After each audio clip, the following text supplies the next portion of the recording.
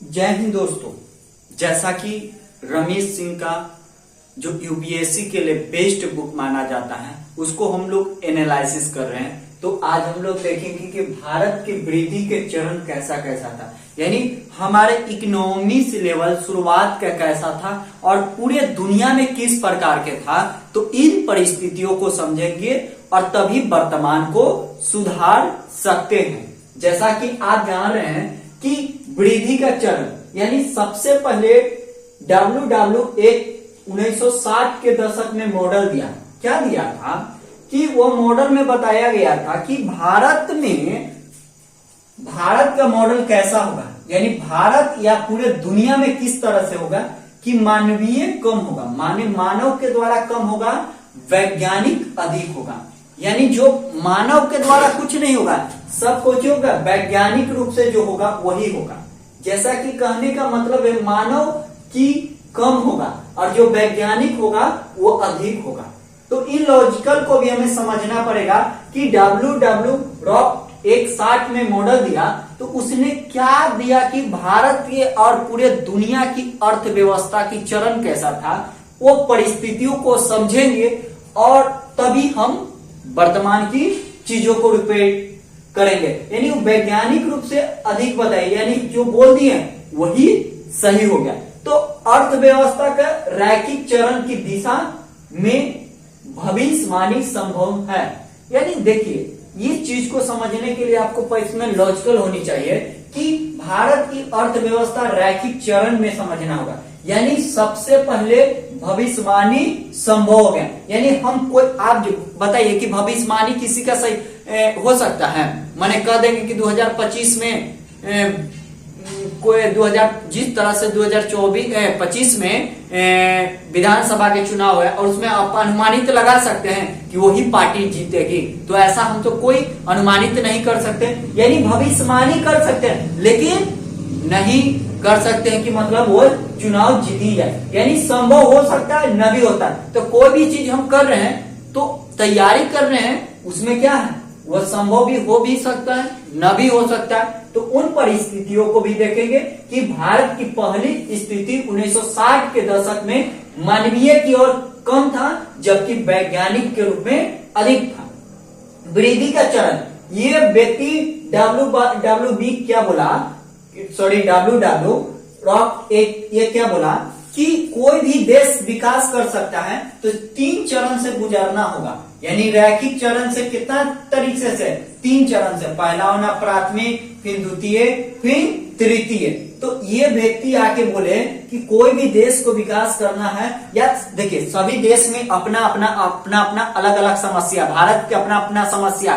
तो इसने बोला कि सबसे पहले प्राथमिक सेक्टर को सही करना पड़ेगा, फिर द्वितीय सेक्टर को सही करना पड़ेगा और फिर तृतीय सेवा को सही करना पड़ेगा। यह प्राथमिक में क्या है, कृषि है, क्या है, कृषि है, और ये द्वितीय में कुछ उद्योग है। अब बताइए उद्योग का क्षेत्र सही करिए और तृतीय मतलब सेवा ही कर रहा है। तो ये तो हम पिछले क्लास में बता चुके थे। ये मॉडल दिया कि कोई भी देश विकास या किसी भी देश के लिए ये तीनों इंपॉर्टेंट है। अगर ये तीनों के बिना किसी भी देश के पास में संभव नहीं है। ऐसा तो इस परिस्थितियों में देखा गया कि इन परिस्थितियों में था। अब पॉइंट नंबर 1 बात आती है कि ये चीज को समझ के बिना, इसके बिना भविष्य में कल्पना नहीं कर सकते हैं। लेकिन ये 1960 के दशक के, अभी वर्तमान में मत कह दीजिएगा क्योंकि उस समय की परिस्थिति के अनुकूल काम होती है। तो परंपरागत समाज अवस्था यानी कैसा था उस समय की समाज, कैसा था आप देख सकते कि भारत में समाज कैसा था। आप बताइए कि 1960 में रहते तो आप क्या करते, दूसरों पर तो हम लोग आरोप बहुत कुछ लगा देते हैं, लेकिन उन समय के परिस्थितियों को देखें कि सामाजिक आर्थिक, यानी उस समय में पैसा कितना था, बहुत कम लोग को सीमित था, पिछड़ापन था, यानी समाज में जातिवाद था और सामाजिक स्तर पर आदि मानव था, रूढ़िवादी था, यानी समाज में भेदभाव था, यानी समाज के जो लोग वैसा है वैसे ही रहेंगे। तो इन परिस्थिति में रूढ़िवादी था, समाज में अंधविश्वास, सामाजिक शोषण होता था, और जैसे पशुपालन, निर्वाहक का मतलब क्या होता है कि व्यक्ति केवल कौची कर रहा है, उत्पादन केवल खाने के लिए कर रहा है।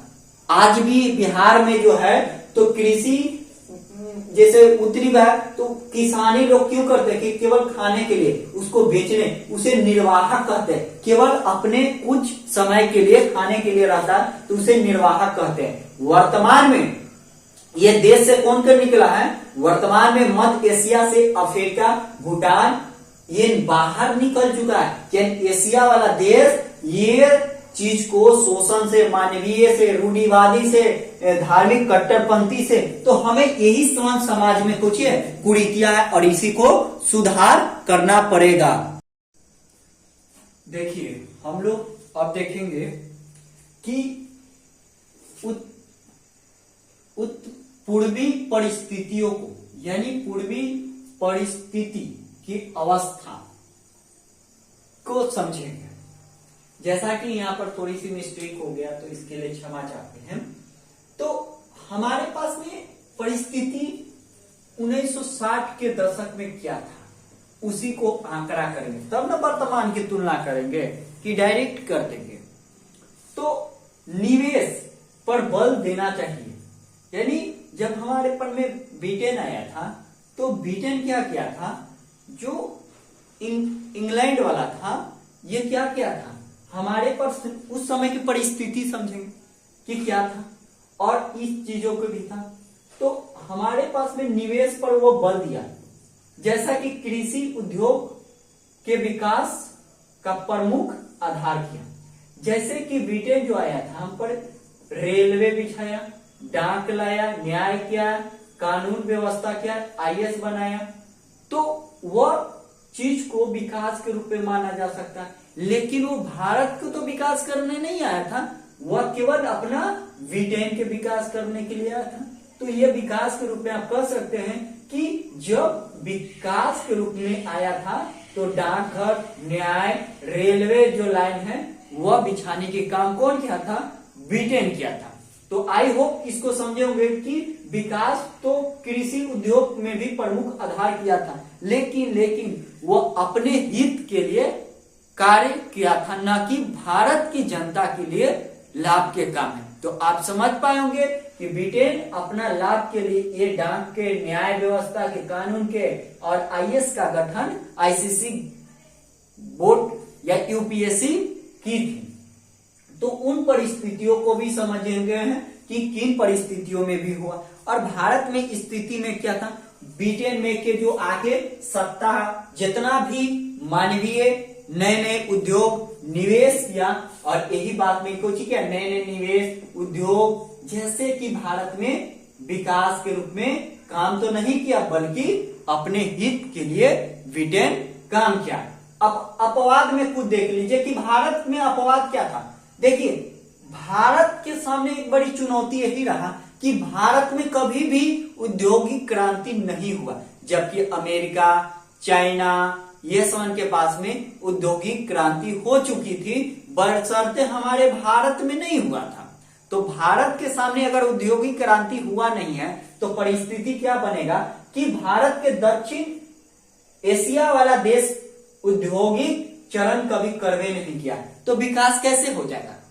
औद्योगिक क्रांति करिएगा तब ना, हमारे ग्राउंड रिपोर्टिंग पर काम करने पर होगा। लेकिन भारत के सामने एक बड़ी चुनौती था कि भारत के सामने औद्योगिक क्रांति नहीं हुआ, जिसके चलते हमें और ये समझ ब्रिटेन इस पहले कर चुका था। जैसा कि हमारे प्राप्त रूप में मोबाइल फोन का निर्माण हुआ। अब बताइए कि मोबाइल फोन अगर बना रहे हैं तो वो विकास में माना जाएगा? बिल्कुल नहीं विकास में माना जाएगा। जब तक आपकी ग्राउंड रिपोर्टिंग प्राथमिक सेक्टर अच्छा नहीं होगा, द्वितीय सेक्टर अच्छा नहीं होगा, तृतीय सेक्टर अच्छा नहीं होगा, चतुर्थ नहीं होगा, पचमा नहीं होगा, तो आप अपने देश को और अपने राज्य को कैसे कल्याण करिएगा।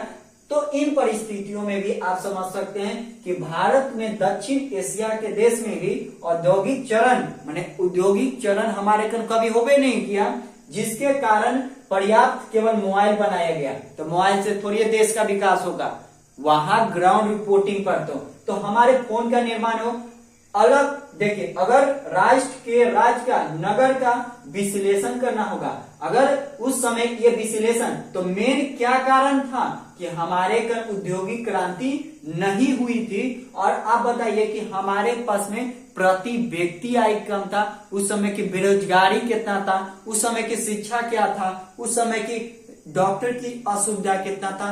तो उन परिस्थितियों को कैसे औद्योगिक क्रांति होता, तो उन परिस्थितियों में क्योंकि वो लोग के पास में पैसा था, हमारे देश के पास में विकल्प, क्योंकि ब्रिटेन हम पर आके कई वर्षों तक हमारे 200 लगभग समथिंग में गुलाम किया था। और जिस परिस्थिति के भारत का जो कमर था वह कौन तोड़ा, ब्रिटेन तोड़ा। और यही आज हमारे भारत को, इन्हीं परिस्थितियों को अगर सही किया जाए तो आज भारत बन सकता है, पावरफुल बन सकता है, बशर्ते हमें शिक्षा लेवल और लेवल में सुधार करना चाहिए, तार्किक नवाचार के भी ज्ञान देने की आवश्यकता, बशर्ते अभी भारत अर्थव्यवस्था में तेजी से ग्रोथ कर रही है।